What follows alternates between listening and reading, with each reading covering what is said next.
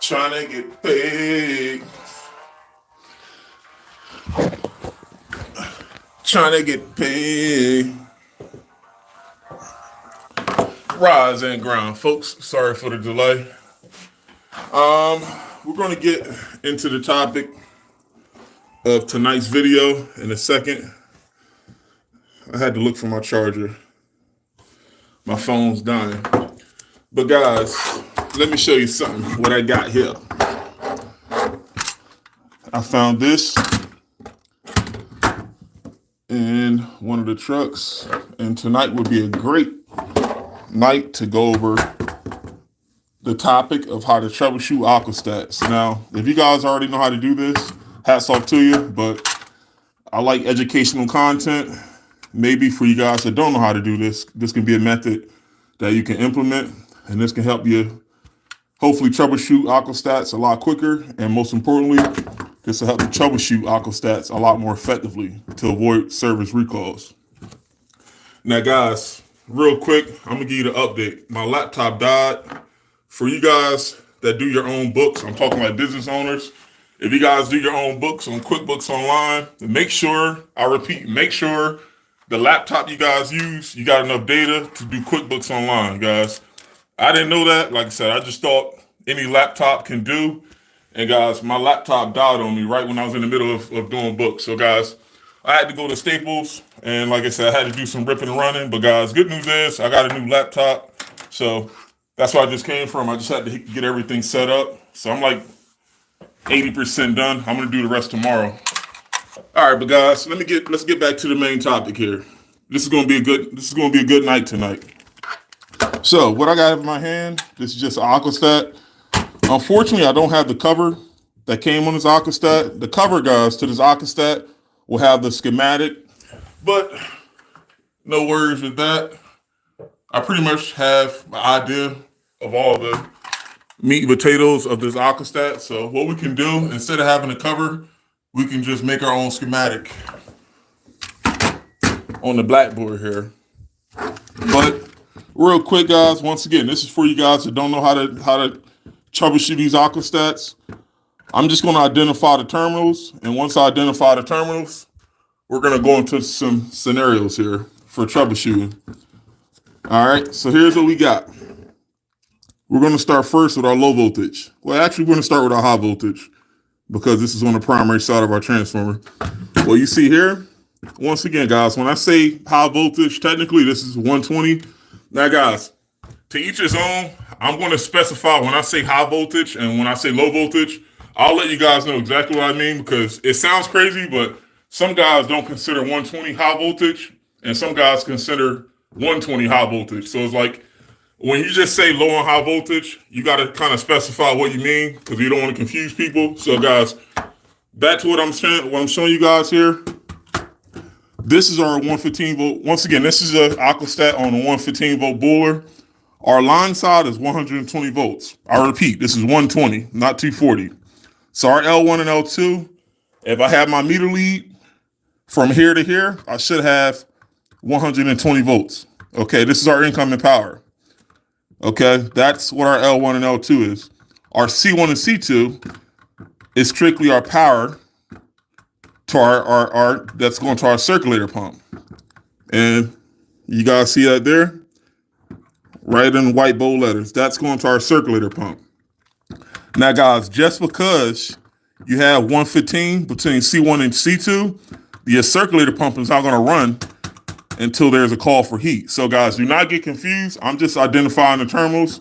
I'm going to go through the operations in a second, but I just want to make sure you guys know what each terminals mean. And like I said, how does the terminals coincide with the operation of the aquastat?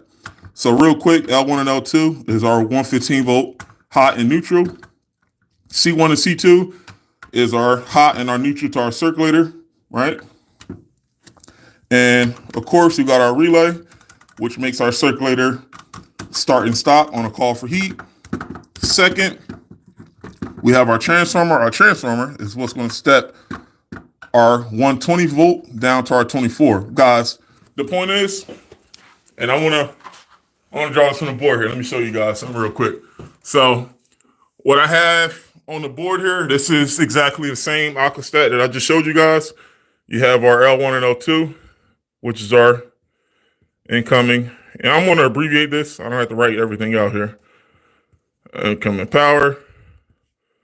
And this is going to our circulator. Pump. Here.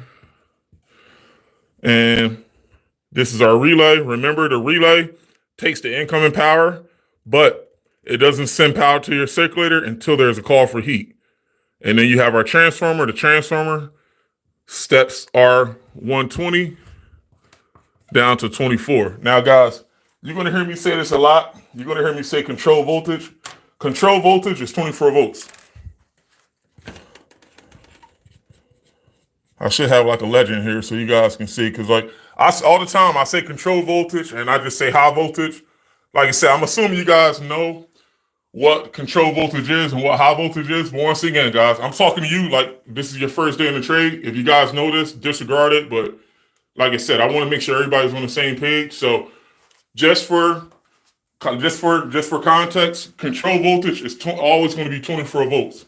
And high voltage is always going to be 240. I always say 120 is 120. 120 is not low voltage and 120 is not high voltage. 120 is 120. So anyway, control voltage here. Let me flip this back here. Control voltage is our 24 volt. 120 volt is 120 volt. And our 240 volt, we call that high voltage. All right. So I'm just specifying voltages from 24 up until 240. So like I said, you can still call 24 volts 24, but I just call that control voltage. Now, guys, the reason why I'm explaining this is because the purpose of the transformer is to step 120 down to 24 volts. So for you guys that don't know, I mean, I'm assuming you guys know what transformers are, but just for reference, you know, you have transformers on light poles outside. That's a different version of the transformer. That transformer keeps the voltage at a certain level, but transformers on residential heating equipment steps voltage down because, guys, you only need 24 volts to operate your low voltage circuit. A low voltage circuit consists of your thermostat. It consists of your safeties, your limit switches. I'm talking residential. Commercial definitely does vary, but with residential, you need 24 volts to operate your control voltage. Your control voltage, once again, consists of your thermostat. And for you guys that don't know, your thermostat, and I'm going to put this in abbreviation here so you guys can see here. Hold on. T-stat, low voltage safeties. And that's pretty much it in a nutshell, just to make things simple here. So your control voltage consists of your thermostat and your low voltage safeties. This is an LV.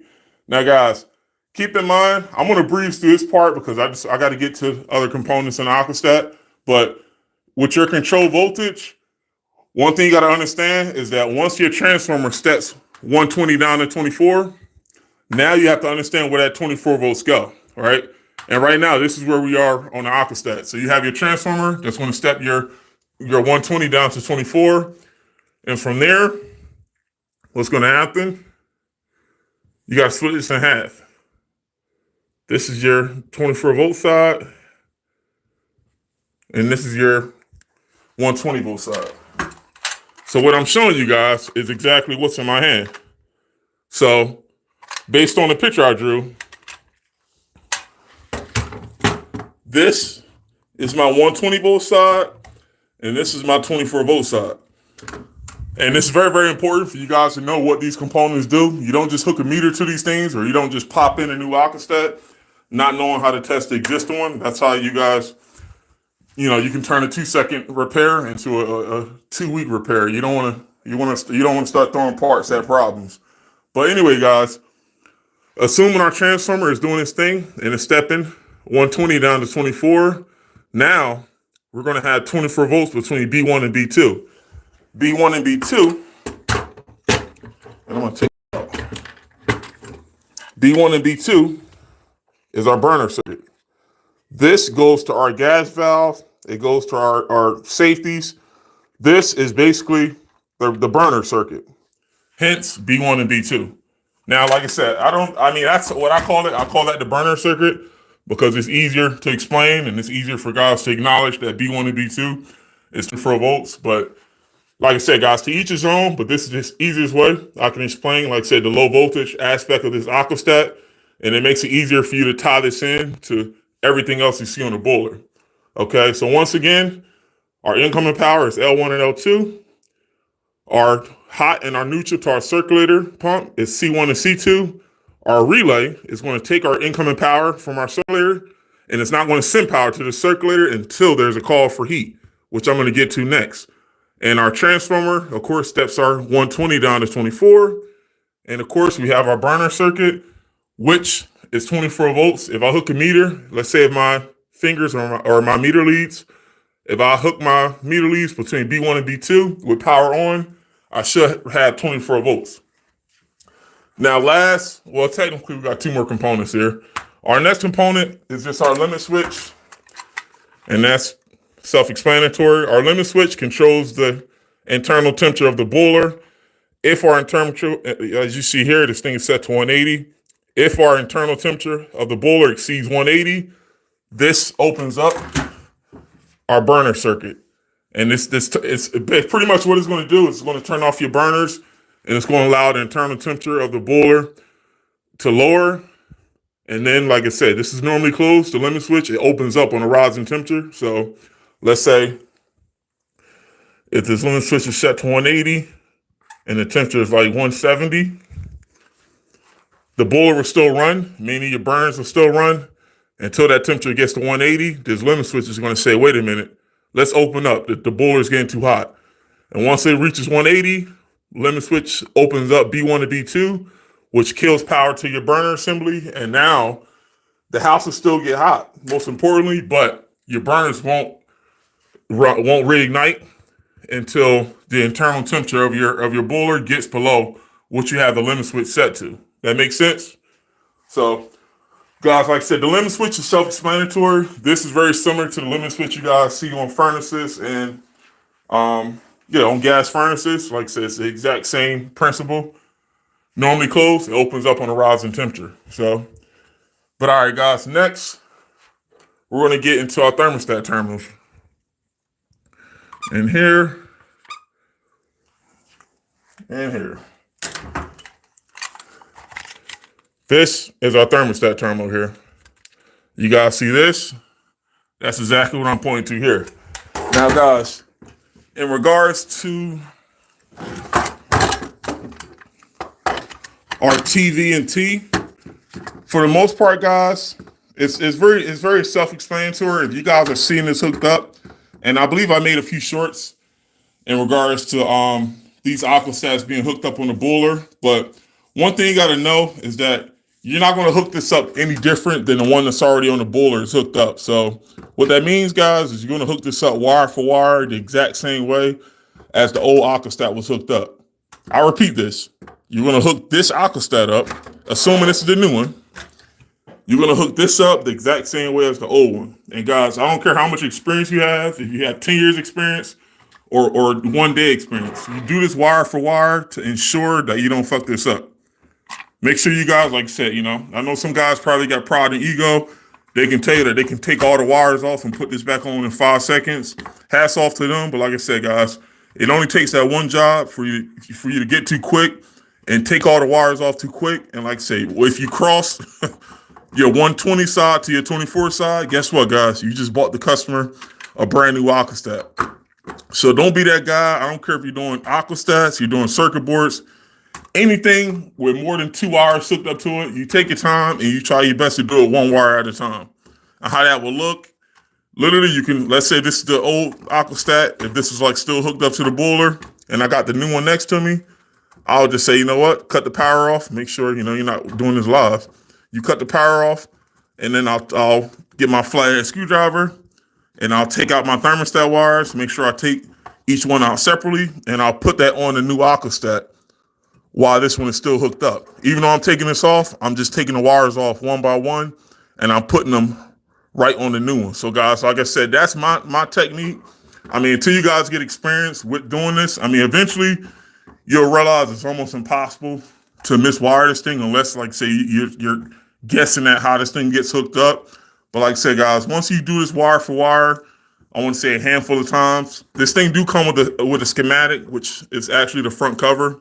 It's on the inside of the front cover of these Aquastats. But guys, like I said, it's almost impossible to mess this up. Just take your time. I don't care. Like I said, if it hurts your pride to hear that, even after shotgunning it. But like I said, guys, once you get screwed over once, rushing, trying to install a circuit board or rushing to try to install this, like I said, guys, it only takes that one unit that has the same color wires for one as it do the other. And like I said, guys, if you cross wires from 120 to 24, now, like I said, you'll realize why you got to slow down and take your time, guys.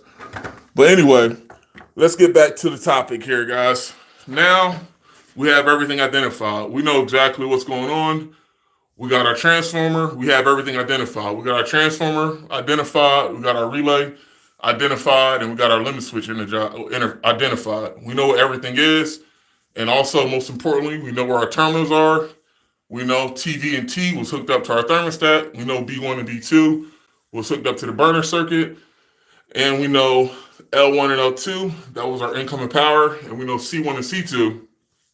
We should check that to make sure a 120 is going to our circulator pump, guys. And of course, you got the probe. It's not really much to it. This is just a probe that goes into the well, or like on the Aquastat.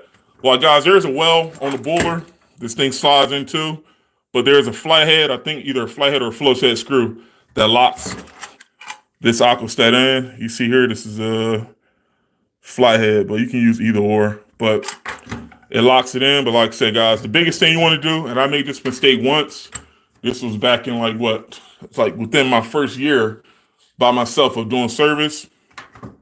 I took the old well out, guys, but I didn't know with the old Aquastats, these wells are very flimsy. And guys, I actually took the old Aquastat out, right? I took all the wires out. I took the old Aquastat out, and the well broke off. Well, the probe broke off inside the well. Guys, and remember, the well is nothing more than just, I can carry it now. Let's say this is your boiler.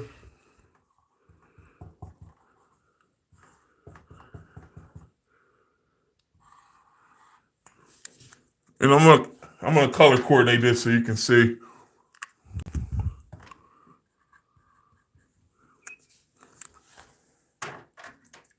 Let's make this black.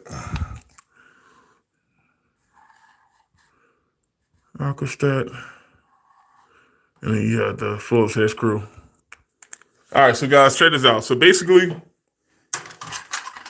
with this well, with the probe on the Aquastat, it goes inside the well. This is the boiler. This is how this thing physically mounts onto the boiler.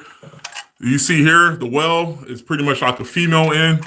But guys, and I'm going to tell you exactly how the one I'm telling you about snapped off. But the well on the boiler is the female end, and the probe is the male end. On the Aquastat, you put the Aquastat in, and this is how it screws in, and it locks in on the outer side of the well.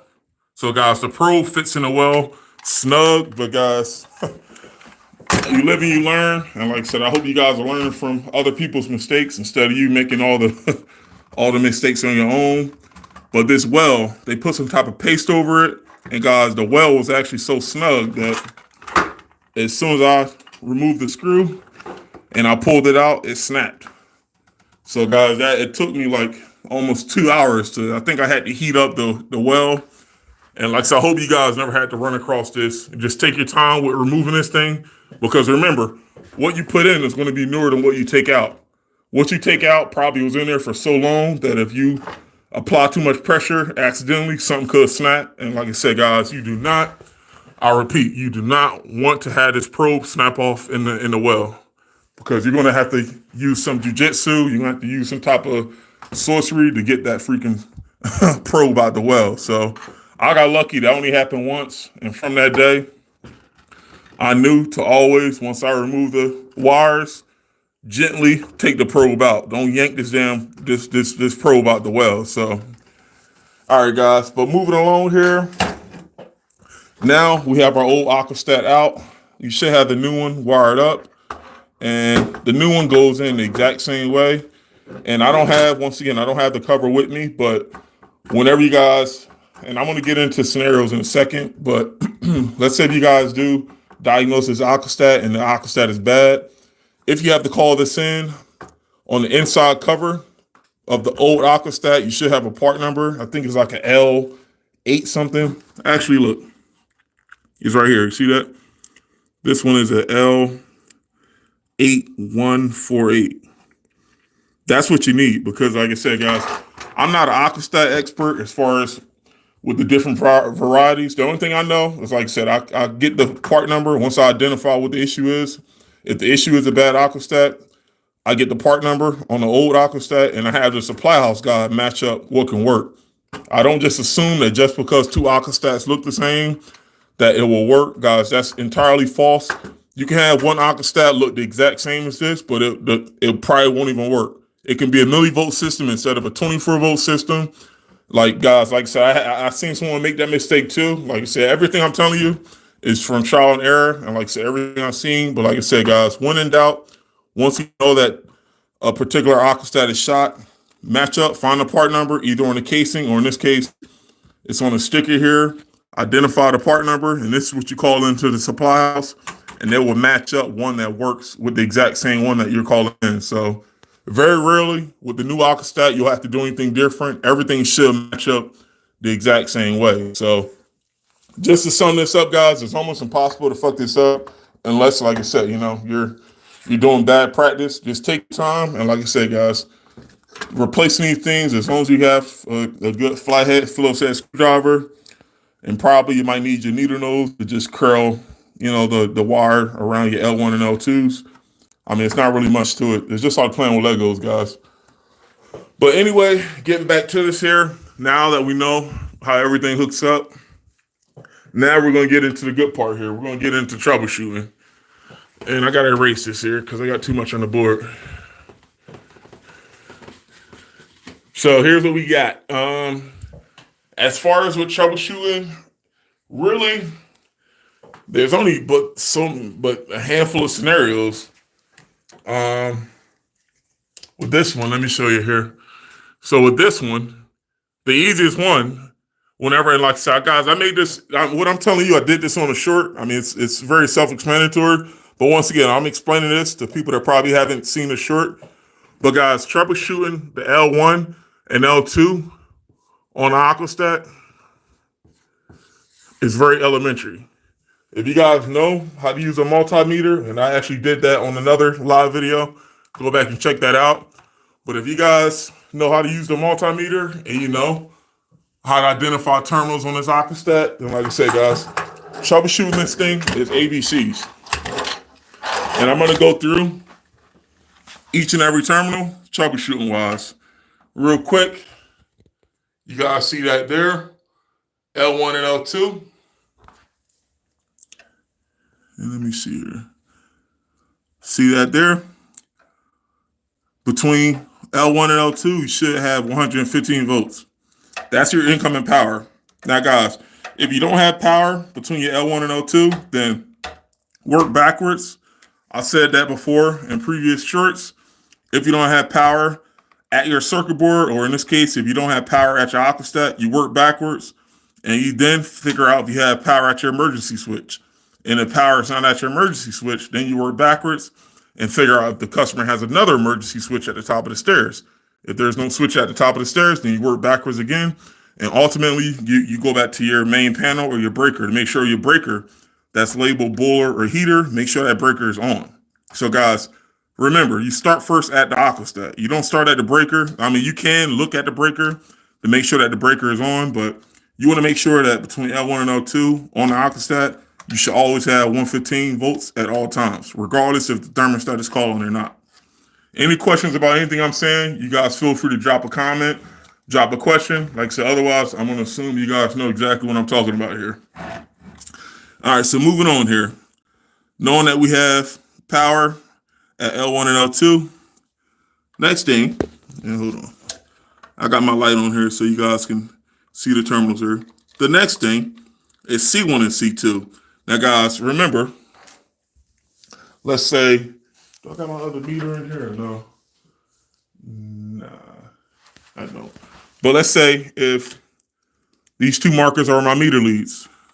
Once I know that I have 115 between L1 and L2, next thing I'm going to do is go C1 to C2. You guys see that there? And if I put my meter leads between C1 and C2, I should have 115 volts. Now, what makes this important, guys, is that you got to understand, if you go, and I'm going to give you a scenario and why this is important, so try to stick with me here. If you go to a no heat call and your burners are on, but your circulator pump is not running, then chances are you'll probably have to verify that you have 115 volts between C1 and C2, because if you don't, if you do have 115 to the aquastat and nothing between C1 and C2, then chances are something's going on with the aquastat. But for the most part, as long as you have 115 volts between L1 and L2, you should have the same thing between C1 and C2. Now remember, guys, this thing do have a relay.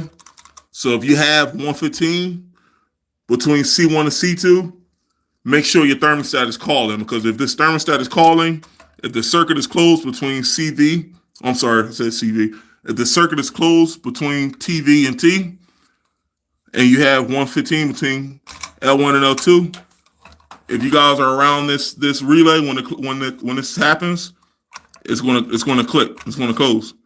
So this is energized. This is de-energized. When it's de-energized, you'll still have 115 between C1 and C2, but the circulator pump won't run.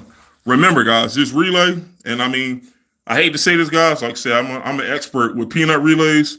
A peanut relay, the only thing a peanut relay do, and I can tell you right now, is, let me see here. I'm gonna do W and C. Normally open. 120 line and load.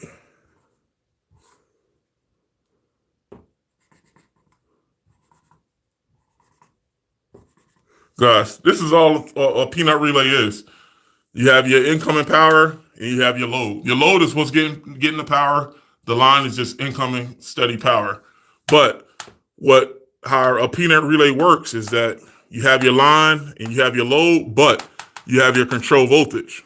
Control voltage, once again, is your low voltage. You have your W and your C, or whatever the low voltage connections are. But these low voltage connections are normally open, right?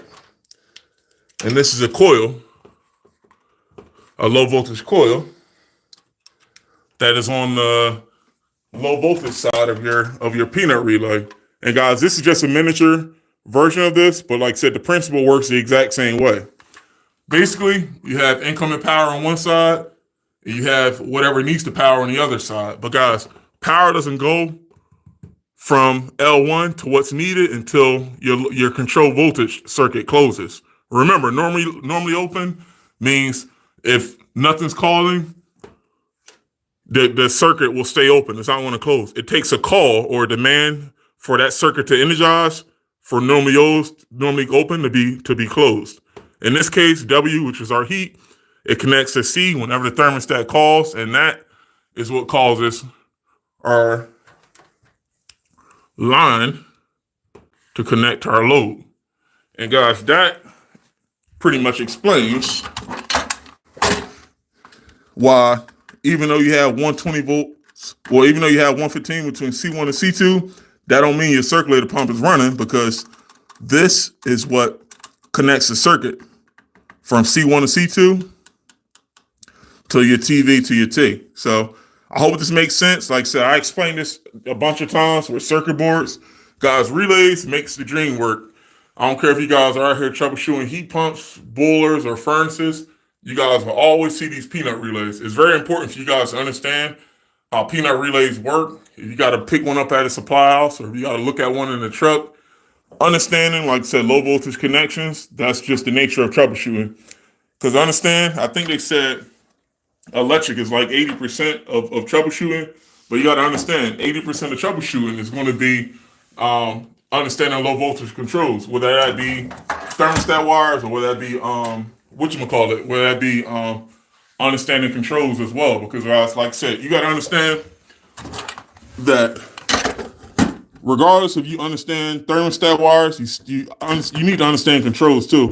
Because let's say if I understood thermostat wires, I know what R and W and G or whatever, I understand what that means. If I don't know what these controls are, or what they do, and what's supposed to happen once the thermostat calls, then like I said, guys, I won't be able to explain this, and I damn sure won't be able to troubleshoot this in the customer's house. So it's very important. Like I said, I spoke about this before. You need to understand theory, but you need to be able to have some type of hands-on with this as well. I mean, and like I said, guys, how you learn is how you learn. I mean, eventually you need both, but how you get in the game is how you get in the game. You know, some guys may have seen this before they understood what it was, and some guys may have read about this, like I read about this a couple years ago in the book without me actually seeing it. But like I said, guys, one has to connect to the other. If you know how to fix this, but you don't know what it means, then you need to step back and you need to educate yourselves on what you're doing and what you're working on, because that's only going to make you better. And vice versa. If I'm reading this stuff in the book, if I'm reading this in chapter 12, section 3, TV and T means XYZ, then guess what? Eventually, the next day or the next week, I need to go to a supply house and I need to see exactly what that means. I have to actually be able to apply it from my head into my hands. I need to be able to see it. I need to be able to troubleshoot this, because, like I said, once you're in the customer's house, you know, everything you're in your mind, everything that you read about needs to go into actual practice. You know, these units won't troubleshoot themselves, at least not yet. So anyway, guys, back to where we picked off from. Let me fix this here. Hold on. Things a little bent. All right, so back to where we left off from. Now we know how to troubleshoot. Let me lock this in here. Hold on. Now we know how to troubleshoot our C1 and our C2. Let's go to our next component here, or our next area. Now we're going to go into our transformer. And guys, I got to study this camera here. Hold on. Here we go. All right. So now, what we have here is our transformer. Now, guys, with this transformer, it does have a secondary side. You see the T1 and the T2.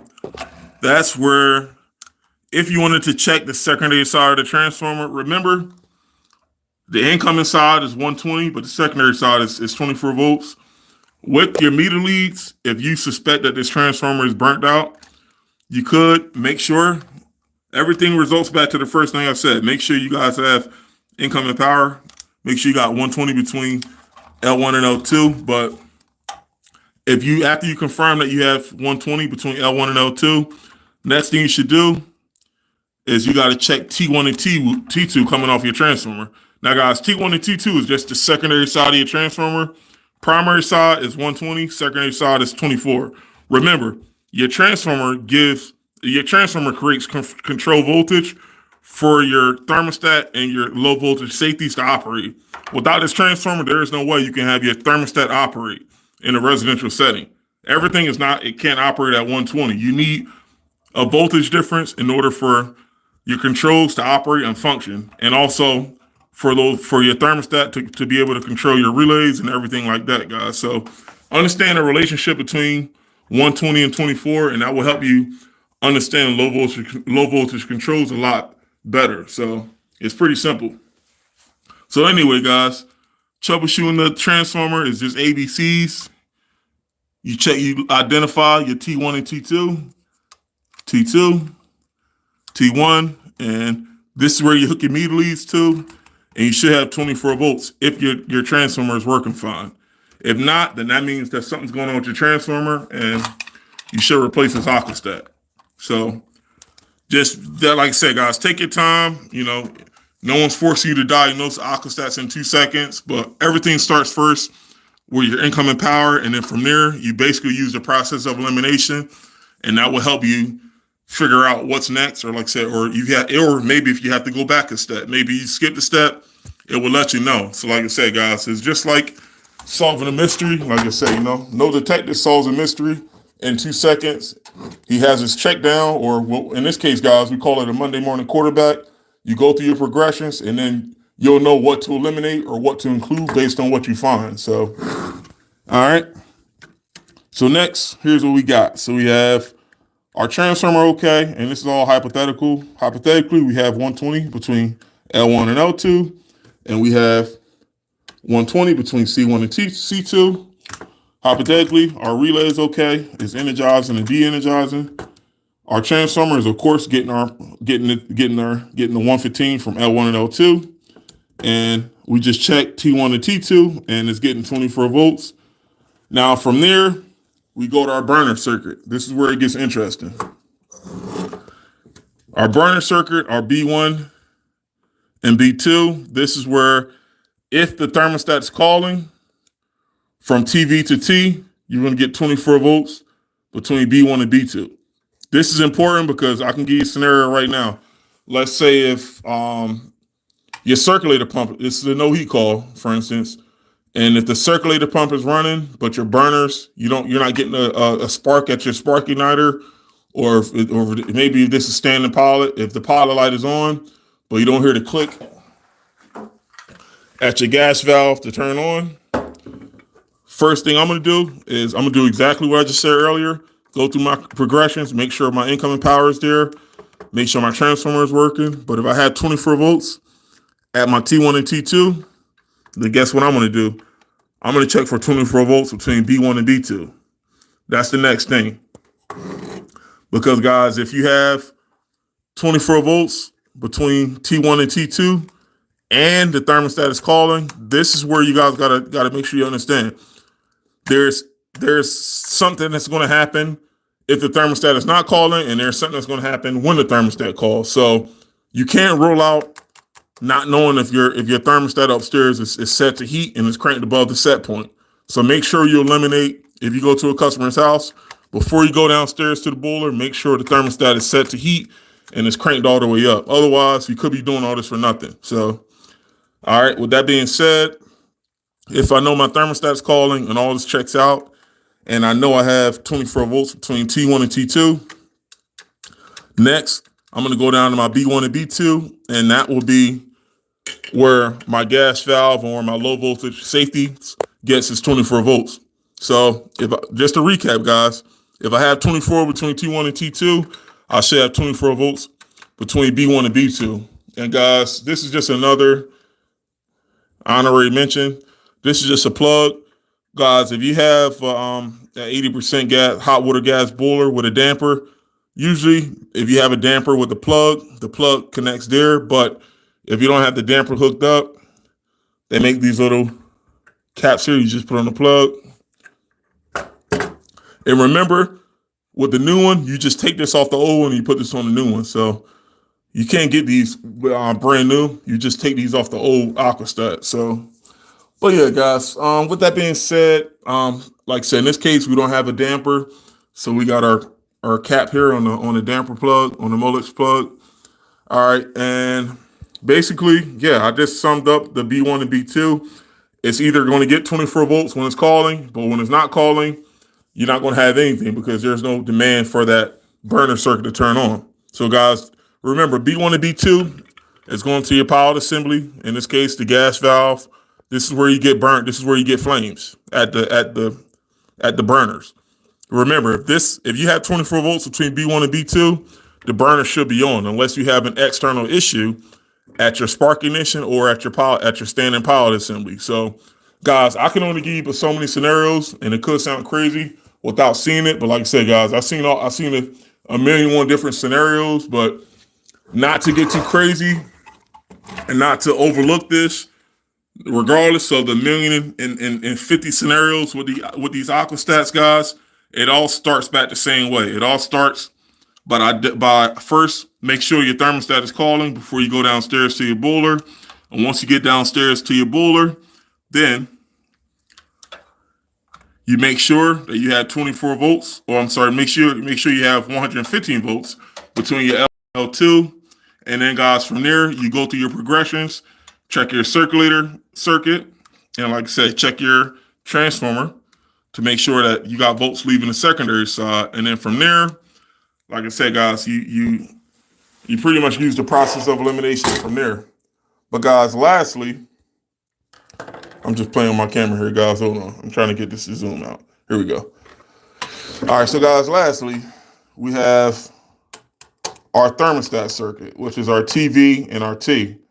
And I mean, with the limit switch, guys, this is self-explanatory. I mean, but I'll go over this in 5 seconds anyway.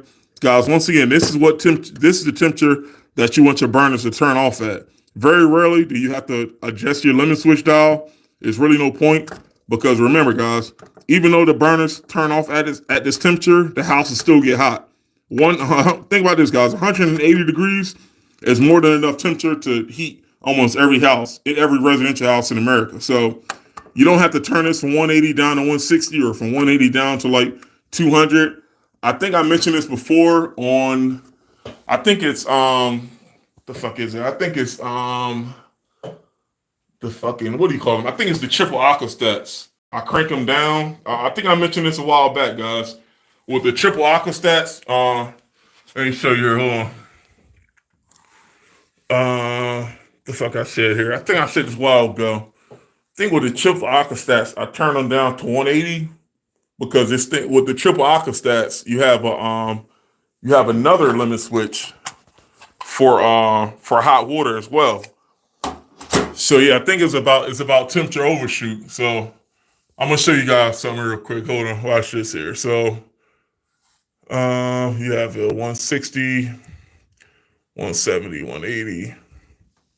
So you can have your 180 for your hot water, and then, or for your boiler, and you can have like a 160. Usually it's 160 for hot water.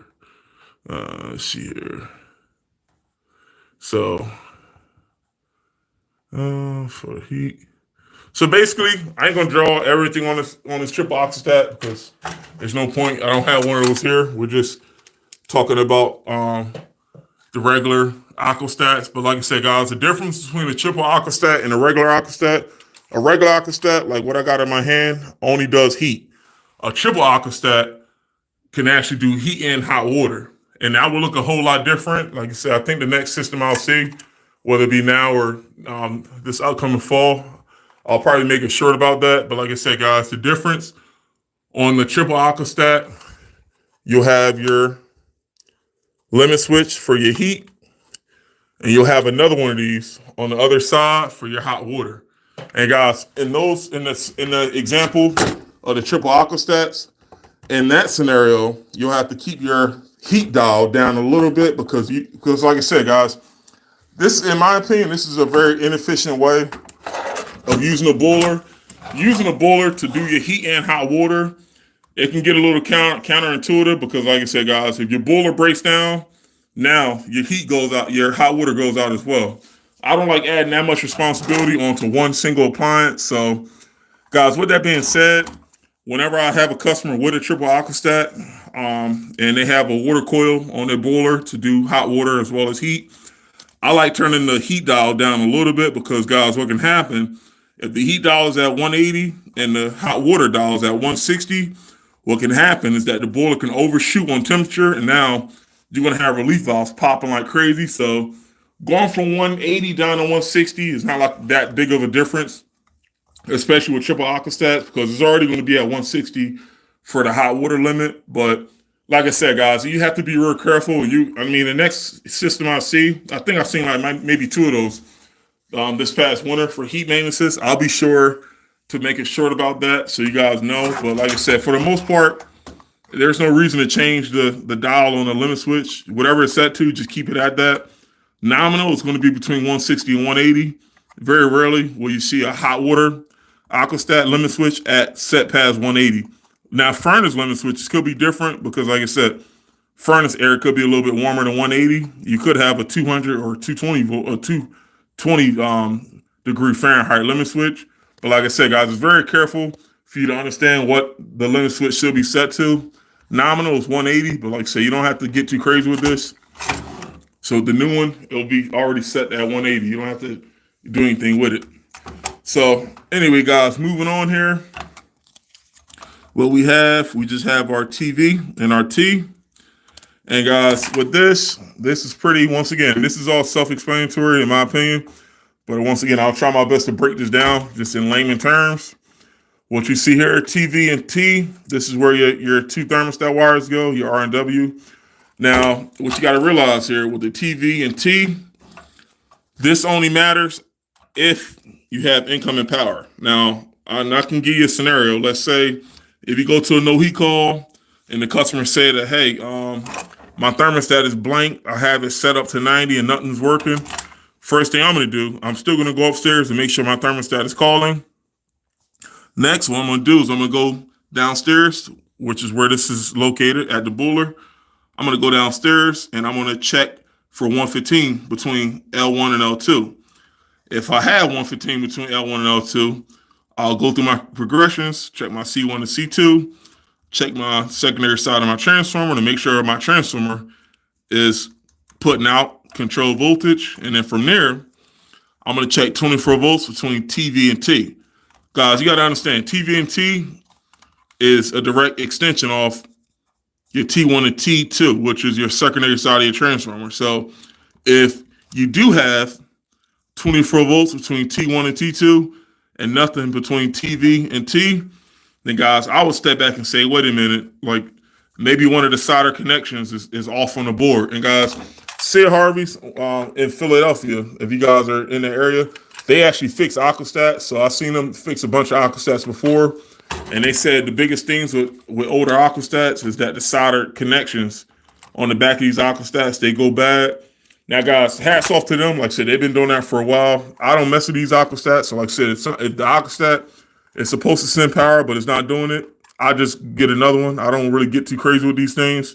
But like I said, Sid Harvey's, they actually repair these things. And like I said, they do real good jobs at doing this. I think they did it once for us last winter. There was one that a brand new Aquastat would have been like $800. But like I said, they actually fixed a broken solder connection on the back of one of these. And like I said, they was able to get that customer up and going for us by us just fixing the solder connection. But yeah, guys, I mean, most of this stuff is just ABCs. But just to recap everything, like I said, guys, it starts with just you using the process of elimination, you understanding what this Aquastat does, what the parts consist of on the Aquastat, and also knowing what the connections mean and voltage wise, what you're supposed to get at said connections. Like I said, guys, this is really not much to it. Just take your time diagnosing. And like I said, guys, you're not gonna, hopefully, if you guys do have to have to learn from getting thrown in the fire. I mean, you take your time. But like I said, the only time I got burnt with these Aquastats is when I tried to take too many wires off at once. And like I said, I just assumed that, if a wire is hanging on the top of the old Aquastat, it goes to the same one on the new one. But guys, I was working so fast. It had to been like probably my first year when I was on my own running service calls. I got too quick. And like I said, guys, I crossed one of the wires and it was a sparky boom boom. And I had to go back to the supply house and I had to get another Aquastat. So like I said, guys, there's not really much to it. Just take your time. And like I said, guys, most of this stuff is just plug and play. Once you know how these controls work, how the wires work, you're just playing with Legos. So, but all right, guys, I gotta rock out. But like I said, in regards to this Aquastat, like I said, I'll put this up. You guys can use this as reference. But I mean, this is definitely a huge part in troubleshooting hydronics, knowing these Aquastats. Not only knowing this, but knowing how to use a meter and where to use the meter. And like I said, what that means. If you get 24 volts somewhere or if you get 120 volts somewhere, guys, you need to know in the back of your mind how to navigate from point A to point B. And like I said, guys, it shouldn't take you more than maybe 20 minutes to like just check and verify what's wrong with the Aquastat. And based on, once again, you going through your progressions, so what that looks like for you may be different for me. Depends on how many thermostats the customer has, how many units the customer has. That should deter you from, like I said, going from point A to point B. You should know in the back of your mind what the voltage should be between L1 and L2, between C1 and C2, TVT, B1, B2, limit switch, relay, transformer. Guys, like I said, this is just ABCs, but be sure to replay this video at your own leisure. And like I said, guys, check up on those peanut relays. Make sure you guys are out there, like I said, just brushing up on your low voltage controls, because like I said, those peanut relays that you see on circuit boards or on fan centers, that's exactly what this thing is here on this Aquastat. So be sure to, like I said, brush up on your game and make sure you guys are out there getting better. But guys, I gotta rock out. I'll probably post more Friday videos up, like I said, when I get time. But I gotta go back home and I gotta finish setting up that laptop, guys. I gotta finish my books tomorrow. But guys, I gotta get up out of here. Peace out. I'll see you guys on the next one. Peace.